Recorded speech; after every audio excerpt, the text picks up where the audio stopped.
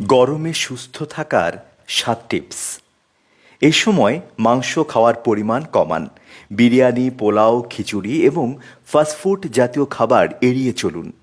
গরমে পান্তা ভাত খেতে পারেন, যা শরীর ঠান্ডা রাখবে এবং পাশাপাশি রোগ প্রতিরোধ ক্ষমতাও বাড়াতে সাহায্য করবে। প্রচুর পরিমাণে পানি পান করুন। প্রতিদিন ৩ থেকে ৪ লিটার পানি পান করুন। বাইরে গেলে ছাতা ব্যবহার করতে পারেন।